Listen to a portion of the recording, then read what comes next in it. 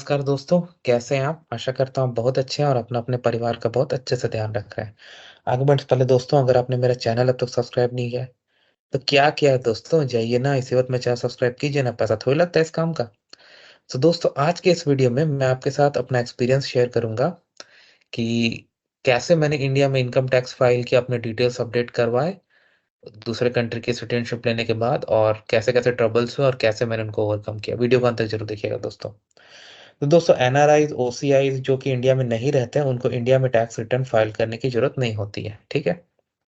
तो पिछले कई सालों से मैंने नहीं किया था। मैंने जब इंडिया छोड़ा था, मैंने अपने डिटेल्स अपडेट करवा दिए थे, अपने बैंक अकाउंट्स को अपडेट करवा दिया था, उनको रेसिडेंट से एनआरआई में कन्वर्ट करवा दिया था। बट मैंने कहीं पे पढ़ा कि जो आप इंडिया में जो भी इनकम अर्न करते हो, मे बी आपके फिक्स डिपॉजिट्स होंगे जिस पे आपको इंटरेस्ट मिलता हो, जो भी बहुत सारे इनकम होते हैं, तो उन पे जो टैक्स लगता है, जैसे टीडीएस आपका काटा जाता है, तो उस इनकम को भी, जो इनका इंडिया में जो टैक्स ब्रैकेट्स होते हैं, उसमें एट पार ट्रीट किया जाता है। तो अगर आप वहां पे इनकम कर रहे हो और आप टैक्स रिटर्न फाइल करते हो, तो ये टीडीएस जो कटता है या बाकी टैक्स आप पे करते हो सकता है वो आपको वापस आ जाए। तो मुझे ये पता चला इस साल, हालांकि मैंने गलती की, पिछले कई सालों से मैंने नहीं फाइल किया, तो मैंने इस साल अपना रिटर्न फाइल कर दिया। मैंने अपना इनकम टैक्स प्रोफाइल में सिटीजनशिप इंडिया का हटा दिया था और सारे डिटेल्स मेरे अपडेटेड थे। टू माई लक, या जैसे बोलिए, मेरा अप्रूव हो गया रिटर्न। तो मुझे काफ़ी खुशी हुई।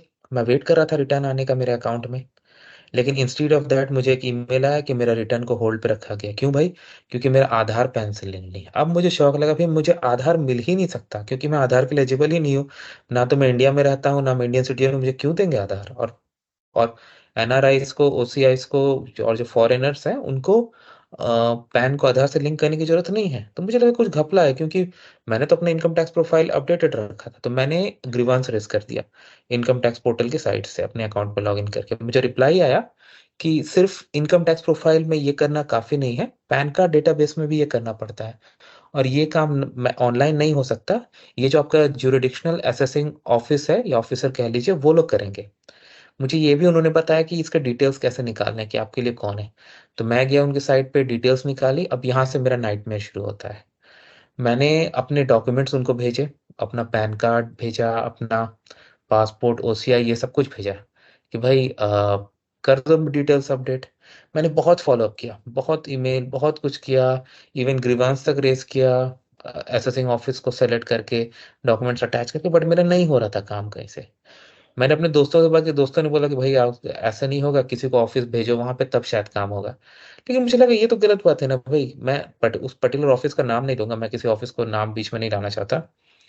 मुझे लगा कि ये तो गलत बात है ना भाई, क्योंकि मैं इंडिया से बाहर रह के भी इंडिया के लॉज फॉलो कर रहा हूँ। मैं ऑफिसर को बोल रहा हूँ कि भाई मेरा स्टेटस अपडेट करो, क्योंकि जो है वहाँ डेटाबेस में वो गलत है, और वो नहीं कर रहा है। ऐसा क्यों होगा भाई? ये गलत बात है।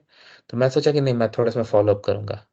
तो मैंने इस पे थोड़ा सर्च किया। ट्विटर से मुझे दो डेली ऑफिस के ईमेल आईडीज मिले। मैंने उनको अपने कंसर्न्स लिखे। डेली ऑफिस ने भी मेरे कंसर्न्स को फॉरवर्ड किया मेरे एसोसिएशन ऑफिस को, मुझे कॉपी करके, और बोला कि भाई इस आदमी का डिटेल अपडेट करो, क्योंकि मैंने अपने डॉक्यूमेंट्स उनको भेजे थे कि भाई मेरा ये है, मेरा ये स्टेटस अपडेट कर दो। लेकिन मेरे एसोसिएशन ऑफिस ने उसको भी इग्नोर कर दिया और उसमें नहीं किया। तब मेरा सब्र टूटा कि नहीं भाई, अब कुछ बड़ा करना पड़ेगा। तब मैं इनकम टैक्स इंडिया के जो ऑफिशियल ट्विटर अकाउंट है वहां पे गया।